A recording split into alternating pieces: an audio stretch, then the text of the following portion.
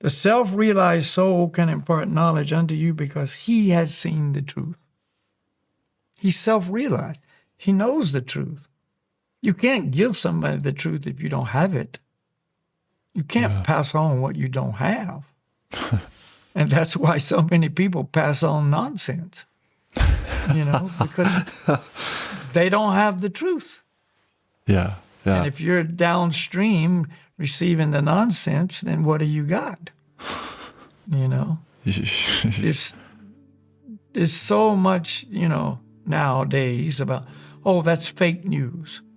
And misinformation and, Misinformation and disinformation and on and on. And it is, it's true. But if you're downstream from one of these pseudo-gurus, not bona-fide, illegitimate is a good word to say, illegitimate guru, then you're going to get fake news and disinformation and misinformation and misguidance and everything you don't want.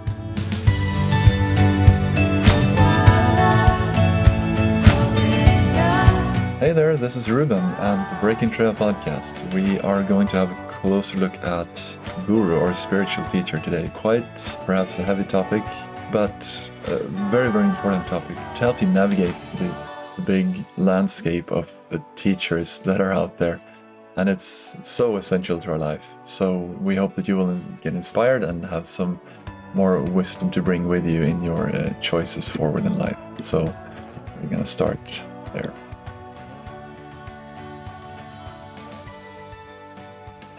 So I was just debating with Lynn before we had this talk what we should call it, and it made me aware of something, that the word what we're going to discuss today seems quite scary. The word guru seems very scary, and it's like they have so much misconceptions, so many misunderstandings, and so much lack of information on what a real guru is, what a real spiritual teacher, what that means. So that's just, and for good reason, because those who are, somehow familiar with or been involved with some guru. Yeah. There's been so many cheaters and exploiters and, people who have just destroyed the meaning of that name. I mean, exactly. That title is so special, but now it's become almost like something to run from. Yeah.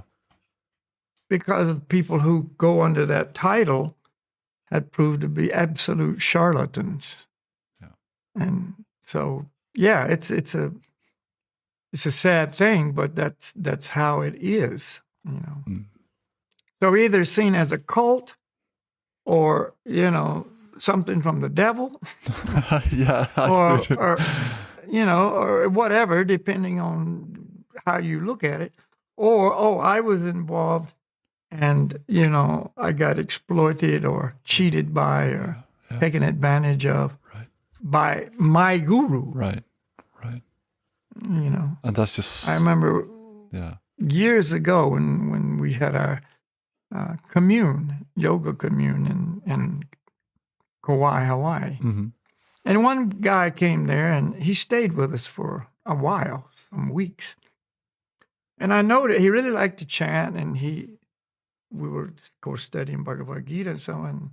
But he was always just a little bit standoffish, He wouldn't really go but so far. And so one day we were working together, and I asked him, well, I noticed this about you.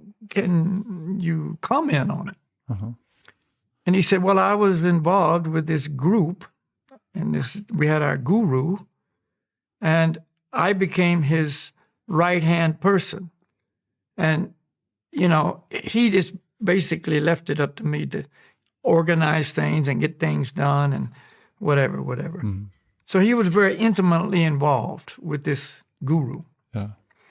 But every night, this guru had an apartment, and he would go up to his apartment, and they wouldn't see him till the next day. And so one night, some emergency came up or something. And he had to go up and, talk to the guru about this. And he goes up and knocks on the door. And the guru opens the door, invites him to come in. And the guru's sitting there watching television, drinking wine, and eating meat. Wow. And he said, "Oh, welcome. Come on in. I'll show you what gurus do at night." And it just blew him away so much that he just didn't want to have anything to do with that subject, And that was years ago. I was in the early 70s, probably 71 or 2. Yeah. But anyway, this is how it is. So he was totally involved, basically surrendered to this person, and that was his experience. So whether you've been directly involved or read articles about, various gurus and their shenanigans or whatever, it's put a really, really bad light on the subject. Exactly. Because and naturally, if you get burnt, then you will shy away from fire. You will be really careful around. Yeah, exactly. So that's the problem now. This wonderful title of guru has been so degraded because of this kind of, fake pseudo representatives of that title. Right. That, you talk to somebody now about a true guru and they've already rejected you before they start. Exactly.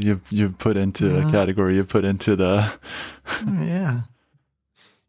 Well, so then that's and then you have the other side. A word that is used more in our scriptures is spiritual master. And then the word master makes people feel like, it's about dominating, and he wants to be over people, and he wants to control people, and that's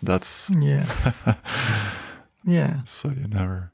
So unless you meet a real guru or have some faith in the scriptures that describe a true guru, or you meet someone who you trust that can enlighten you to the meaning of true guru, then you pretty much don't have a chance, And actually, this is the most critical thing in a person's spiritual life, which is our real life, is that we need a guru. So we had some quotes that we were going to read. This is from Bhagavad-Gita, and we've said it unlimited times. This is, our main scripture that we study and, is accepted as an absolute authority on the truth only if it's been translated and brought to us in its pure form.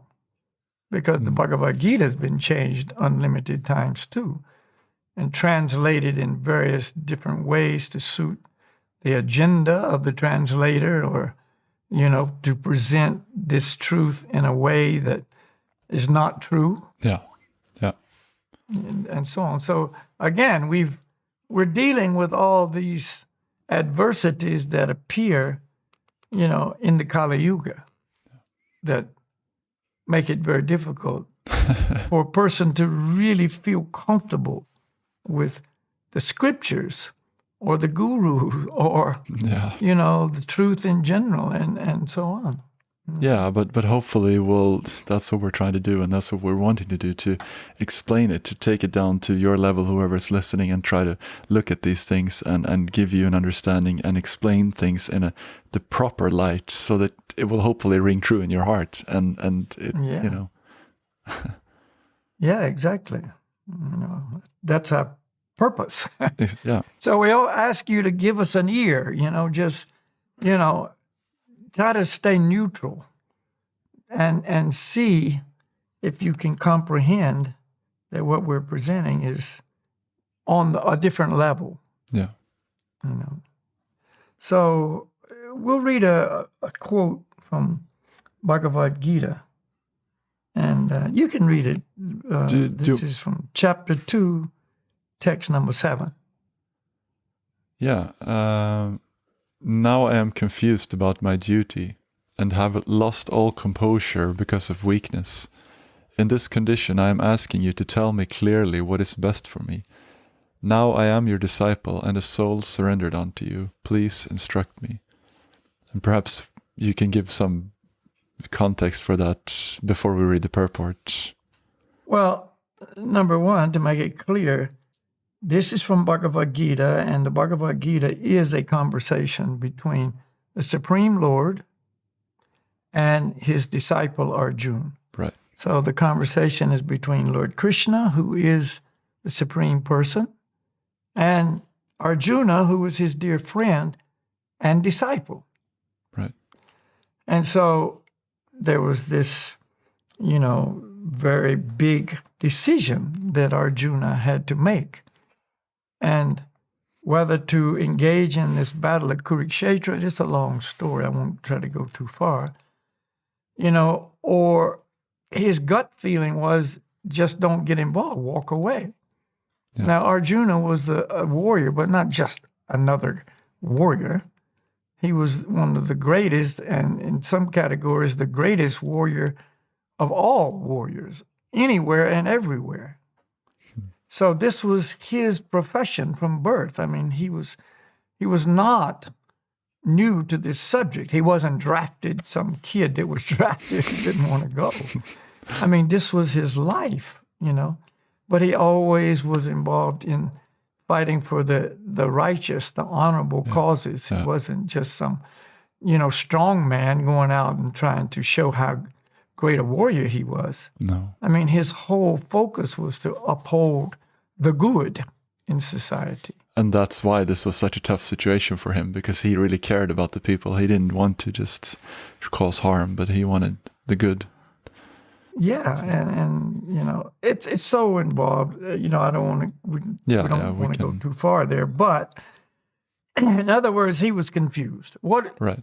See, he had a duty. The duty in the Vedic system, the Kshatriyas, which he was, that's the warrior class, their duty was to protect the citizens and all citizens and to uphold the standard of righteousness. That was the duty, see. But because of this exact situation, it was so personal, and he was opposing friends and relatives and teachers and all kinds of things, that he was confused about his duty. Well, should I do this or should I not do this? I mean, this is not ordinary. This is very extraordinary, very personal, very, involved here on many, many levels. So he's saying that I have lost all composure because of weakness. It's actually weakened him. Now, he's got doubts, he's got hesitations, he's got emotional involvement, all kinds of things that's actually taken away his prowess, his strength, see. In this condition, I am asking you to tell me clearly what is best for me. So he knows he's in a really bad condition. Yeah. And he doesn't really feel he has the clarity and the intelligence and so on because of this confusion and weakness to make the decision himself. So he's turning it over to Krishna. Please tell me what is best for me. Now I am your disciple and a soul surrendered unto you. Please instruct me. And that's the position of a disciple. He turns his life over to the spiritual master, the spiritual teacher. And so in this exact situation, Krishna is the spiritual master, Arjuna is the disciple. And and we can so that's what he's saying. Yeah, and we can read it. Or you can read if you want the purport, and that's a good explanation of or go into more depth in that. Yeah. You can. And notice the last thing he says. Okay, I don't know. Basically, I don't know what to do. I don't know what's best for me. I'm confused. I'm weak. Please instruct me. Yeah. You tell me what to do.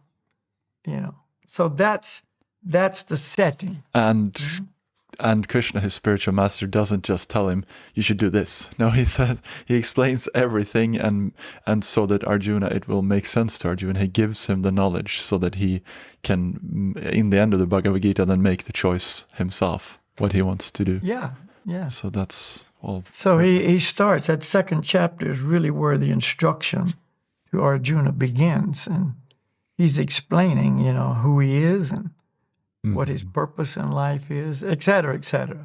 That's the whole rest of the Bhagavad-Gita. Exactly. The answer to that question is a whole remaining part of the Bhagavad-Gita. Yeah. Yeah. So Bhaktivedanta Swami Prabhupada, who translated this Bhagavad-Gita as it is from its original Sanskrit to English, and then since then it's been translated into many various languages. But in his comment on this exact verse, he says, by nature's own way, the complete system of material activities is a source of perplexity for everyone. So the material world is a perplexing, confusing, difficult place. The complete system of material activities. In every step, there is perplexity, and therefore it behooves one to approach a bona-fide spiritual master who can give one proper guidance for executing the purpose of life. Like behooves means like you need to, or...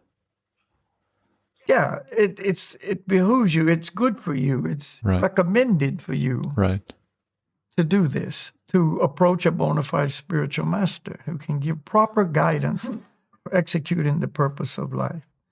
Now, many things connected with this subject. Number one, the spiritual master is not just an ordinary person, and this is so important to understand. The spiritual master is not just another person. Maybe he's read a lot of scripture. Maybe he's studied this bhakti yoga. Maybe he's, no, this is not that category. This is not a scholarly person. This is a person who is transcendentally empowered by the Supreme Lord himself. Transcendentally empowered. He doesn't just have a head full of knowledge that he can spout out information and verses and so on.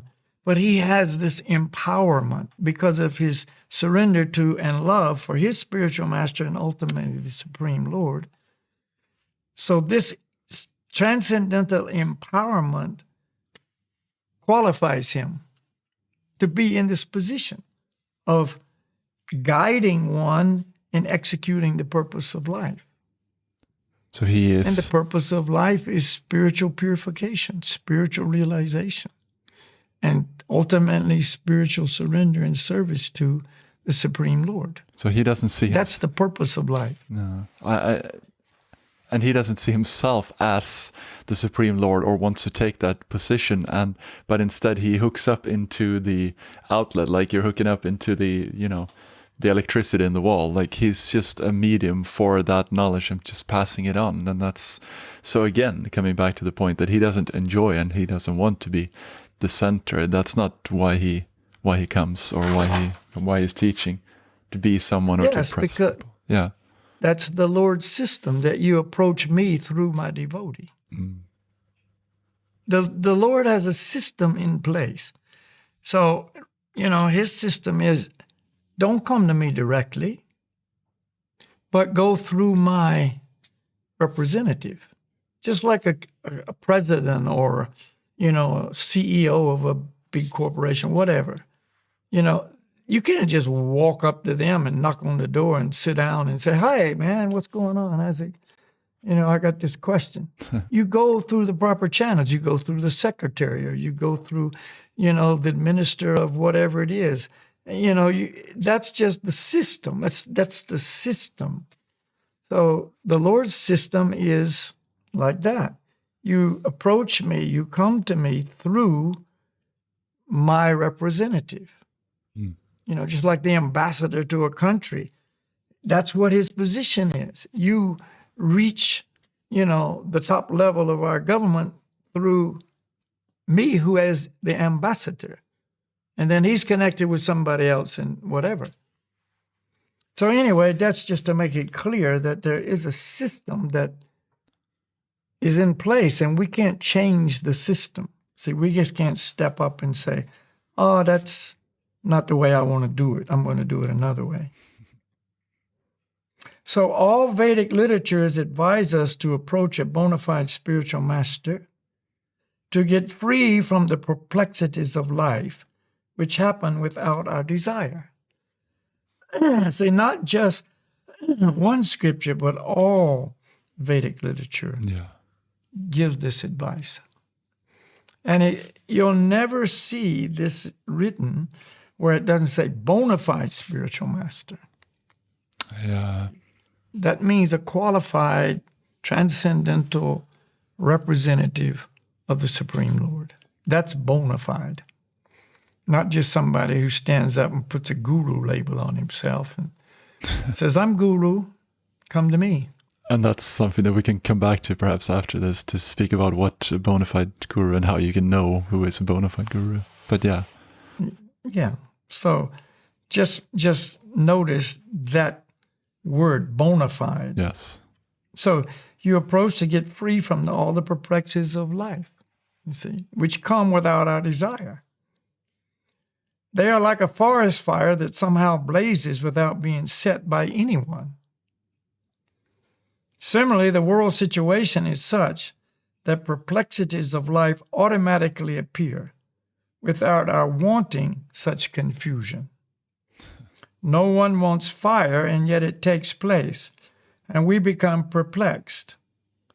The Vedic wisdom, therefore, advises that in order to solve the perplexities of life and to understand the science of the solution, one must approach a spiritual master who is in the disciplic succession.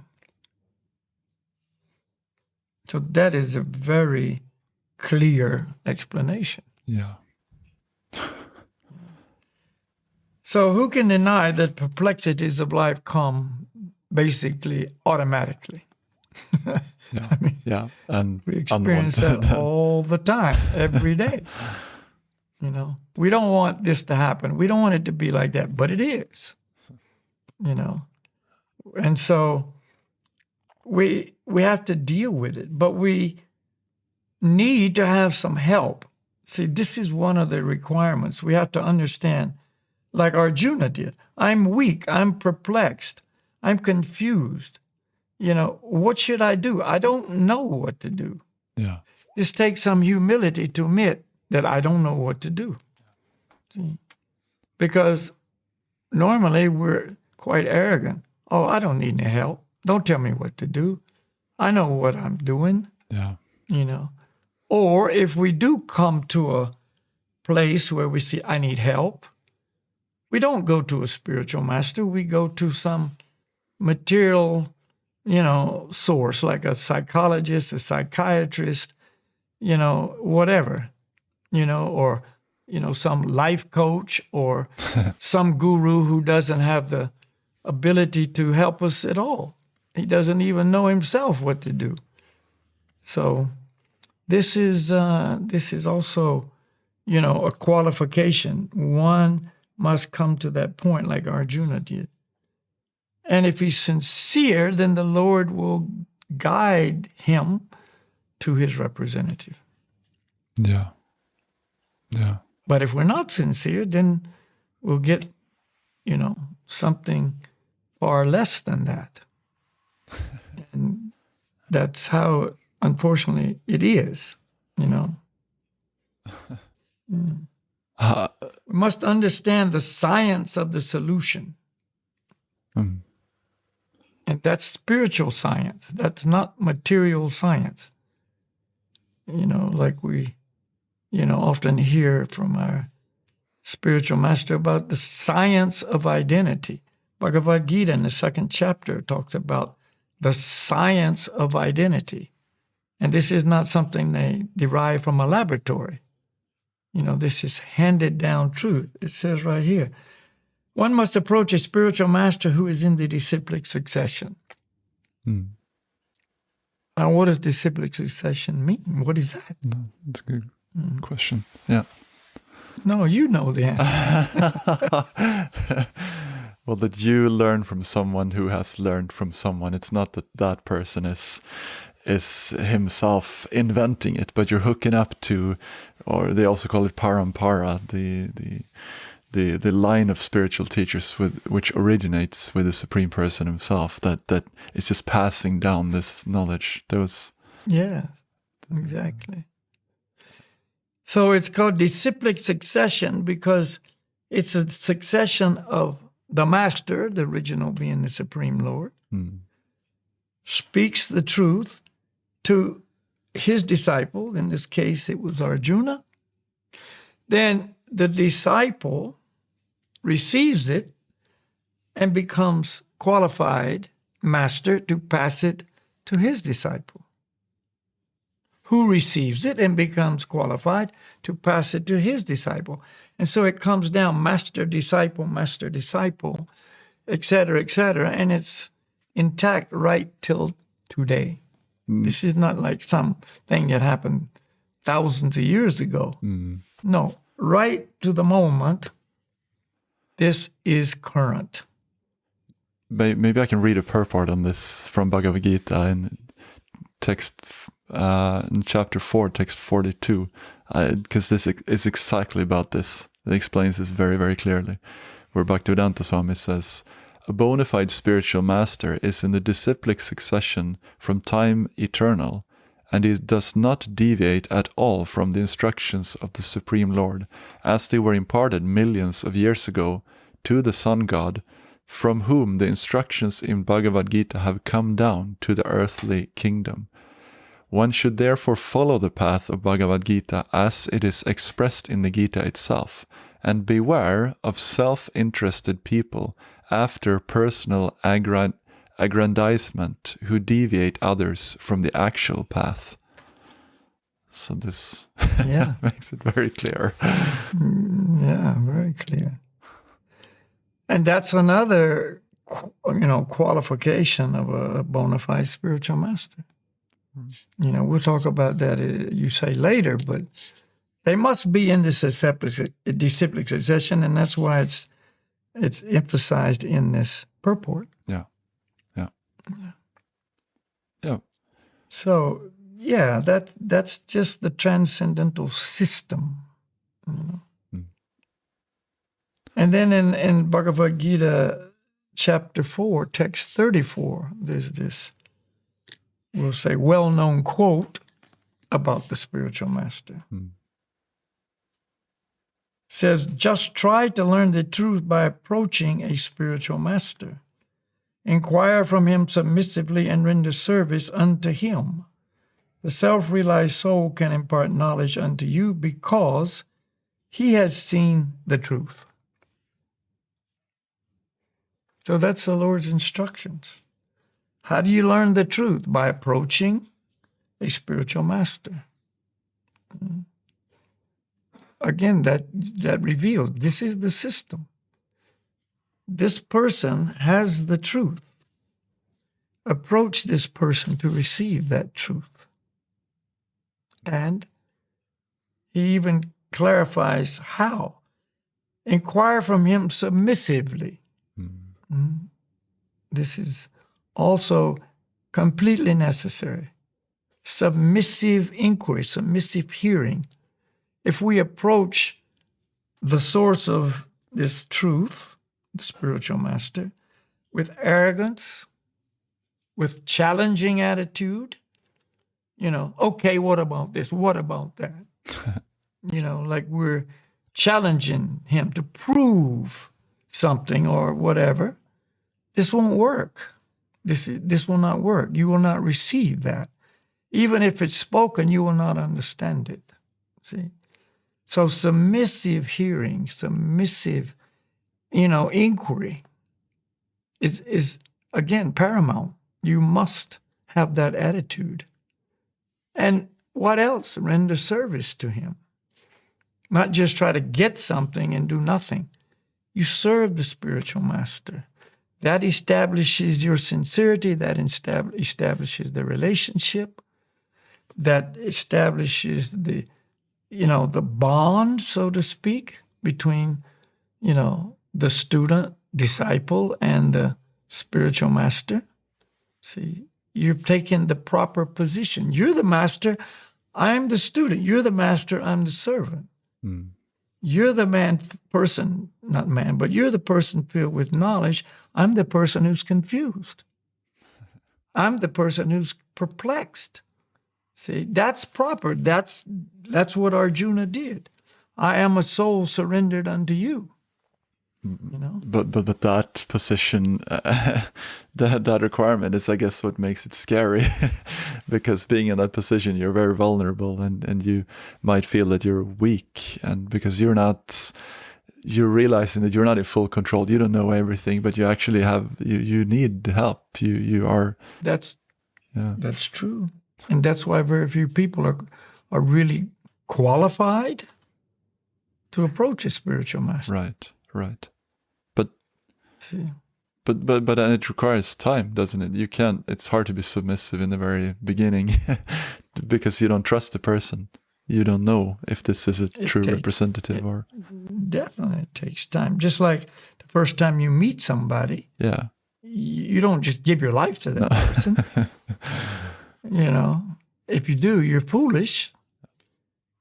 You have to get to know them. You have to spend time. You have to observe them. You have to establish a relationship of trust.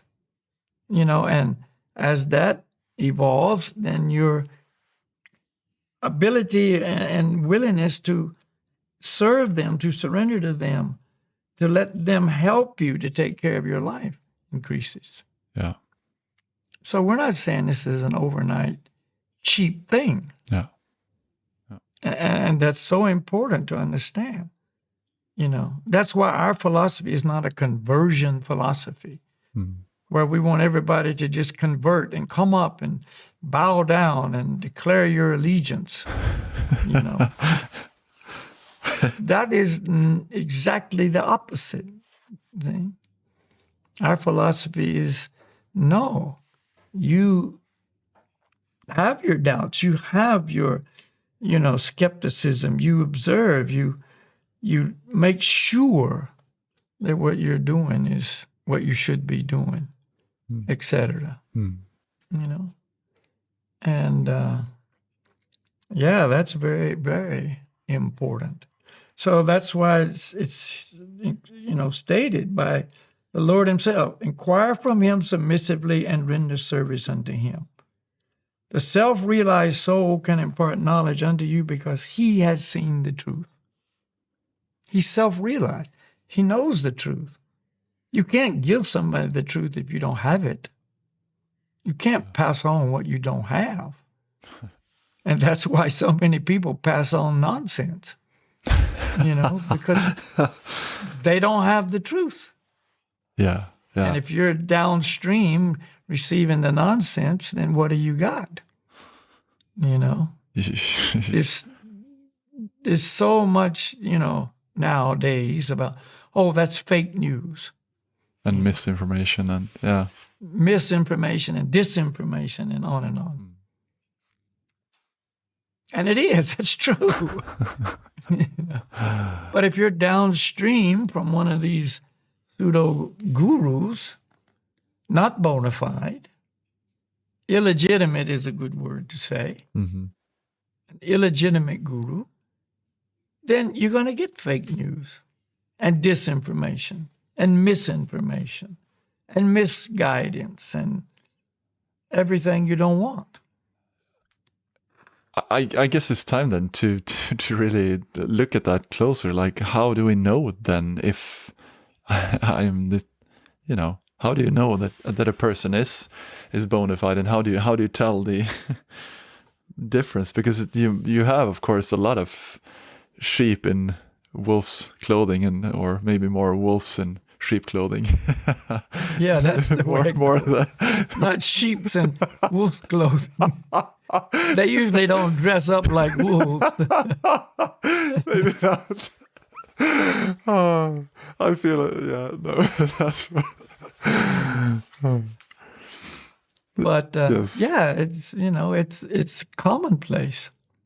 Yeah. Yeah. It's commonplace. And you just go to YouTube and you see, you based on the appearance and based on the millions of views that this person has, so we don't need to go into names, but there are so many of them. But are they really bona fide spiritual master? And people listen to these guys and they come to our meditation classes or talk to me, and I've experienced it so many times. There's just so much confusion and misunderstandings, and so how do we know then, and how can we tell the difference between? Well, let's just start with, if a person's not really sincere, they're not going to know. That's really the bottom line. But there are some external guidelines that we can, use to kind of check it out, make a decision. Number one, the bona fide spiritual master must be in a bona fide disciplic succession. He must be in this disciplic line that we've just discussed. So you got many gurus who aren't connected with any disciplic line. Well, where did you get your qualification from? Oh, I was sitting in meditation one day and it just came to me. Or, I was on top of a mountain and I just had this realization. Or who knows? Or I read a few books and thought, oh, I spent, 10 years in India, or, whatever. Oh, but what disciplic line are you in? Do you have a guru? Many don't have a guru. But if they do, if you look at that lineage, it might go back 1 guru, 2, 3, 4, 5, 6, and that's it. Yeah. Where did it start from? Oh, this mystic in the Himalayas, And so this is one way you can check. Is the so-called guru or the perspective guru that you're looking at, is he in a disciplic line that extends back to since time immemorable? Thousands and millions of years. Is he or not? I mean, that's one obvious thing you can observe. So that's one. Number 2, he must be speaking the same message, the same truth that's contained in Scripture. Now, what does that mean? That means you got to know what's in Scripture. So it means you have to do some research, because if you don't have any idea what's said in Scripture, here's some guy just spouting off things that are in great contradiction to Scripture, but you don't know that. Or you don't know what Scripture says at all. And you might know what Scripture means. You don't even know what Scripture. You don't know what is a real Scripture and what is a non-real Scripture. Right. And a lot of these guys write a book, and you think that's the Scripture. Exactly.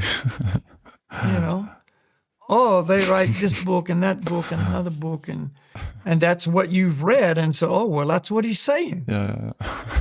Yeah, because he wrote the book. Surprise. Of course he's saying that, because he wrote the book. No, we're talking about bona fide Vedic scriptures that go back, again, since time immemorable, coming down through this disciplic line, etc.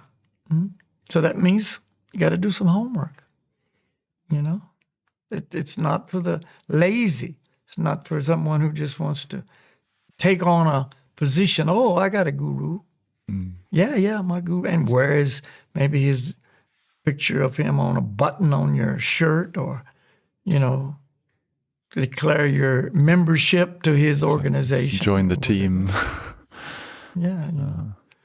So that's another thing. And number 3, he must be practicing what he teaches. See, if he's saying this, and it may be correct, but he's living a completely different lifestyle, then again, that's a disqualification. See? This line of perfect masters and so on is a line of acharyas. It's called acharya. And acharya in Sanskrit means teacher by example. He doesn't just talk. He's not a talking head. His life reflects his message. He says this, he lives this. Yeah. That's another qualification. So if you got a guru who's saying this and doing the opposite, like I mentioned that example in the beginning, there you go. And I don't know, but 99% probability that this so-called master did not have a spiritual master. He was probably self-created, or he had a couple of masters back somewhere that were self-created. In other words, it wasn't in this lineage. I know it wasn't in this lineage. In fact, I know that. I know that much about the story. So anyway, that's another thing. And then the last thing is much more deep, and it requires much more sincerity on the part of the seeker. And that is, one must be so sincere in his desire to really have a bona fide spiritual master that the Lord in the heart, Krishna himself, the Paramatma, will reveal to him, this is my representative. You can trust him. You can give your life to him. He will enlighten you. He has seen the truth. Yeah. The Lord will reveal that to you. And nobody can show you that but the Lord in the heart.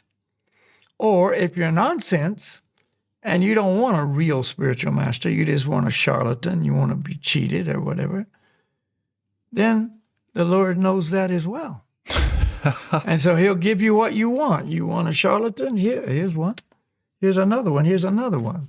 That's why these people who don't have the real qualification of a bona fide guru can get so many followers.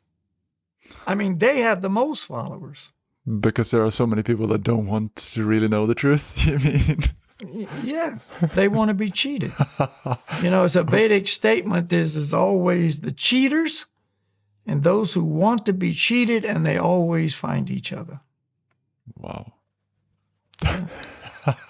So if you look at this guru who's got 1.5 million followers and says he's God, etc., then you can see he's got no, disciplic line qualifications. Yeah. He's not preaching what is taught in Scripture. I mean, the Scriptures say you are not God.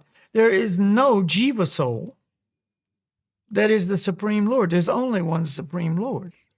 See? So if somebody steps up and says, I'm God, that's the opposite of what the Scripture teaches. Yeah. Yeah. So again, he's 100% rejectable. Yeah. Forget this person. But the guy's got 1.5 million followers. How can he not be a guru? Yeah. Whereas you've got a bona fide guru, a real representative of the Supreme Lord, and he's got 10 followers. Yeah. Or 100 or 1,000 or whatever. Yeah. And you go, well, he's only got 100 or 1,000, and he's got 1.5 million. Yeah. And so he obviously he's the real guy. And he looks so spiritual. He's got the beard and he's got the clothes and he's got he's from India and he talks in this very, he knows all these Sanskrit verses and wow, he must be. Yeah, exactly. Yeah, so it's easy, if somebody wants to be cheated, to find a lot of candidates that would cheat them. So it's I have a quote actually from our spiritual teacher about this, and I just thought this fitted in perfectly. He says, "It's very important to understand that a bona fide guru never sees himself as a dominator or master of anyone. He never teaches that he is God or tries to take the place of God in people's lives. A guru is someone who is so filled with bhakti or love for the Supreme, and therefore love and compassion for all living beings, who he understands are parts and parcels of the Supreme, that he sees himself as a servant of everyone and dedicates his life to helping everyone to find true happiness." There you go. And like it was stated in the beginning there, he never sees himself as master. Exactly. He always sees himself as disciple, servant of his master. Right. And what he feels like, all I can do is, take people who are qualified or seriously, wanting this, and give them to my spiritual master. He feels like that. Mm. I'm not the guru. My master's the guru. Exactly. Let me introduce you to my master. Let me, pass you to him. That's his feeling, not just, external playing that game. That's his true consciousness. No. I can't help you, but my spiritual master can. And all I'm doing is passing on his message. So it's his message that's helping you. And his spiritual master feels the same. And his spiritual master feels the same. And it goes all the way back to the Supreme Lord. Yeah. That's a real disciplic line. And that leaves no place or interest or for exploiting anyone or for trying to get anything from anyone there, because that's not the role of the spiritual master. That's not his interest. That's not, I don't know how to say it. It's not part of his world. Yeah. And it's stated that the Lord, that the real spiritual master loves everyone. Mm. So in the realm of love, exploitation and cheating and controlling doesn't exist. Mm. No. It doesn't exist in the world of true spiritual love. No. But in the world of lust, it exists everywhere. So that's why these so-called gurus have a wonderful opportunity to exploit people. Exactly. If you want to get in a position where you can really, really take advantage of people, get in a position of guru, and people come and they surrender to you, and they offer their life, and that includes their money, that includes their praise, that includes their time, that includes their energy, that includes their dedication and their willingness to do whatever you want them to do. Yeah. That's the position a guru finds himself in. So he's in such a ripe position to exploit, to take advantage of, to capitalize on his position. And that's why we find all this stuff going on. It's just so rotten that the most wonderful thing and wonderful reality becomes so tainted and perverted and used by people who just want bad things for other people. Yeah. So that's why lust, which is their controlling force, is described by Krishna in Bhagavad-Gita as the all-devouring sinful enemy of the world. Yeah. All devouring. So they just take that position, and that's what happens. Maybe. Oof. I wanted to ask you about how it, just to come back to that more on a more personal level, like how it was for you. What steps did you take to find your spiritual master, and what was there a point where you really were praying for that, or feeling that, asking for that, and then you came to that position, or how? I won't say I was praying, but I was definitely wanting that. You can want something without just sitting down and, Yeah. That was what I wanted. And so I was going through different, books that different gurus wrote. And, I didn't really have much to work with, but I wanted to know the truth. Let's just say it like that.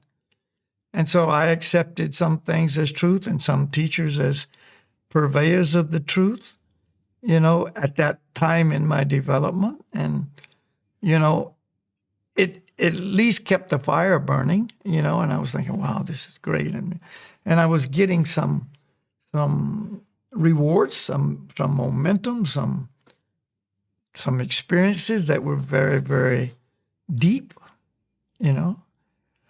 So anyway, the point is, it was desire. I wanted to know the truth. You know, I didn't want just somebody. I wanted the real deal, you know. Yeah. And because of all that, you know, it was a journey here, there, this, that, accepting this, that, another thing, reading and studying and chanting and, you know, praying to some level and whatever, that brought me to meeting my spiritual master, Siddhasarupananda. And from the very beginning, I understand this is a real guru. I just knew that. See, that must have been that confirmation of the Lord in the heart. I didn't question it. I didn't, you know, run him through a lot of checks and, you know, observations. I just knew right then, right there, this is who I'm going to accept as my teacher. This is who I'm following. You know, and an amazing friend of mine told me it was the same for him. You know, the first time he had been on a spiritual quest as well, not connected with me. I didn't know him at the time, but we were running in the same parallel circles and journey, and it was the same for him. He just went, wow. I just knew that all I have to do is follow him. That's all I have to do. Whatever he says, whatever he guides, that's all I have to do. And that's what he did. And he became perfect. Yeah, it's true. Wow. So it happens like that for some people, not everybody. That you asked me my story. Yeah. And that was my story. Other people, they're on the fence, they hem and haw, you know, they're right there. They have all the opportunities. They can see and hear this message and observe, and they still just can't accept it. They can't go there. They just go somewhere else. Yeah. And they ultimately, I mean, I can tell you many cases, which I won't, but that people went somewhere else and accepted another guru or another whole teaching completely, and so on, that, you know, they just weren't the person who was ready to hear this and right. have this experience. So they went somewhere else and they got what they wanted. Exactly. Yeah, you have to ask yourself that question. Do I really want to know the truth, or do I want an edited version to fit in with what I already believe? And will I accept someone who as a teacher who's already saying what I already believe, who's just repeating what I already believe, confirming that, and great, you know, that's very easy. And that's the majority, right? Yeah. Oh, he thinks like I think. Yeah, great. I like this guy. Yeah. And yeah, like I say, unfortunately, that's the majority. You know. And the same with this Bhagavad-Gita, you know, this is, you know, just a presentation of, you know, the Lord in our disciplic line. And many people don't like this Bhagavad-Gita, but they like Bhagavad-Gita from some source that's not a qualified source. You know, oh, well, it's translated by so-and-so, and, you know, he has so many followers, and I really like how he presents this, and et cetera, et cetera. And so the bona fide scriptures and the bona fide teachers are just not accepted by the majority of people. Yeah. But those who do, then they will receive the truth. And so you shall know the truth, and the truth shall set you free. That's right. Yeah. But to know the truth, you got to want to know the truth. Yeah. And So, Ruben, I think our time is about up. yeah, yeah, and because if you then want to know the truth or to develop your desire to know the truth, you follow the process, chant. So that's what we're gonna do. That's what we end with. That's what we recommended to do every day. That's the base of what we're doing. That's the basis. And we're not going to talk about it now, but all chanting's not the same either, by the way. That's another whole area that needs to be looked at. And I understand these are pretty heavy presentations, some of these, But that's what our position is to give people this information. All right, so yes, chanting. And we're going to chant our normal mantra for this podcast, and that's Gauranga Haribol. And if anybody plays guitar and just want to chant on your own, this is a one-chord mantra, one-chord tune. And the chord could be any chord, but we're using D. For your guitar players out there. Some people sometimes ask, well, what chords were you using? Only one chord. Simple. Yeah, I just had that. Some person said, he's a teacher, and he's got some students that he's passing this information. And they watch our podcast sometimes. And, he said, I really like this one chord mantra, and he said, I have one of the people who are coming, and he's a little bit older body, and he kind of knows a couple of chords. And I said, you don't have to know but one chord. just play D. That's all you got to know how to do. Oh, that's good. Okay.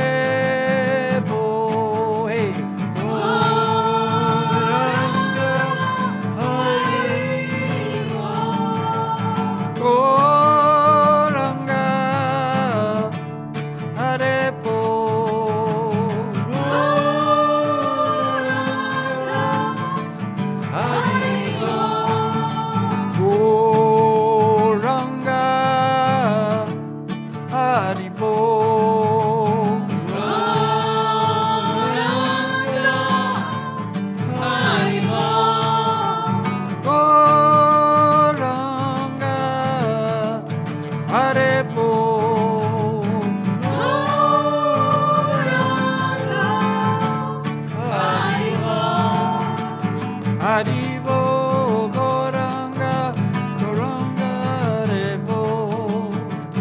Harebo, Goranga, Goranga, Rebo. Haribo, Goranga, Goranga, Haribo. Haribo, Goranga, Goranga, Haribo. Harebo, Goranga, Goranga, Rebo. Harebo, Goranga, Goranga, Rebo. Haribo, Goranga, Goranga, Haribo. Harebo, Haribo, Goranga, Goranga, Haribo. Harebo.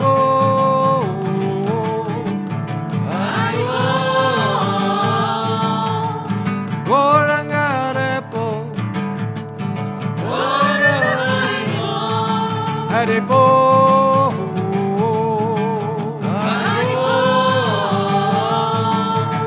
Goranga, Rebo.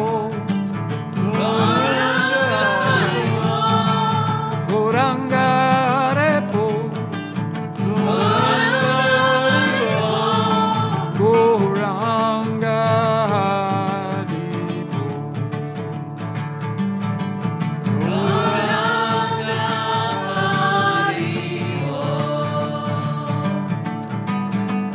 Goranga, Rebo. Goranga, Rebo. Hey.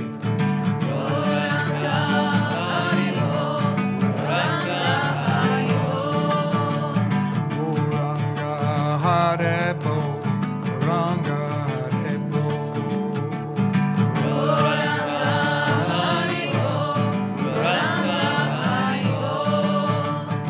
Rebo. Goranga, Rebo.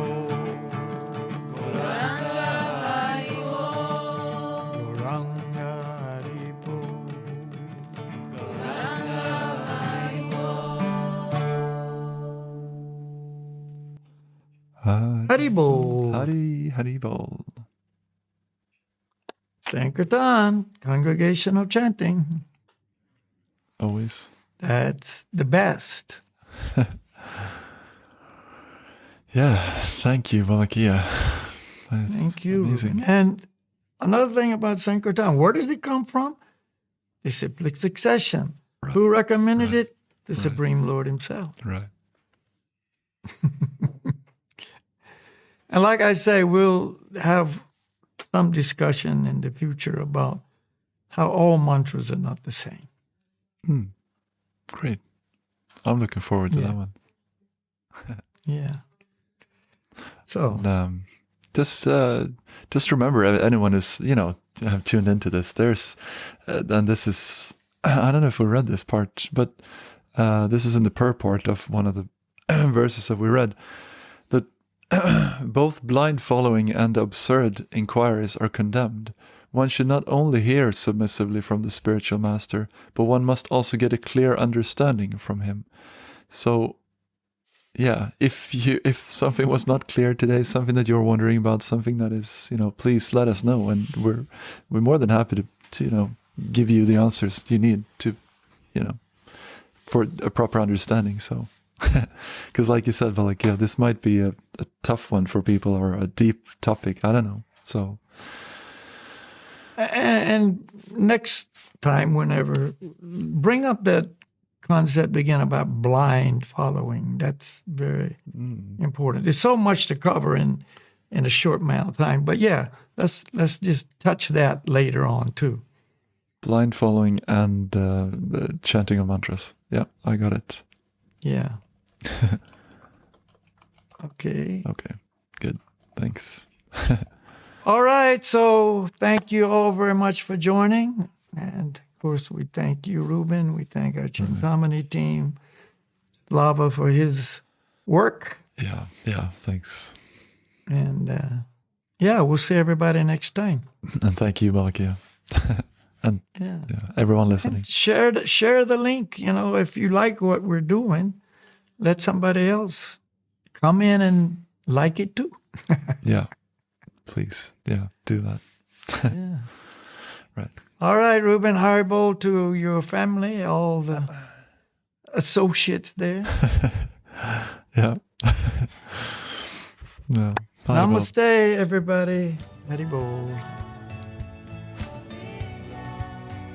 All right, like Balakhilya said, please share the link, let your friends know, and you know that there's always an opportunity to join our email list so you can get to know what's happening behind the scenes and upcoming episodes. And you can also make mini donations through Patreon if you feel like contributing somehow, so that we can reach more people with this wisdom and this life inspiration and guidance. So again, thank you for being here and staying out to the bitter end, and looking forward to have you with us soon again.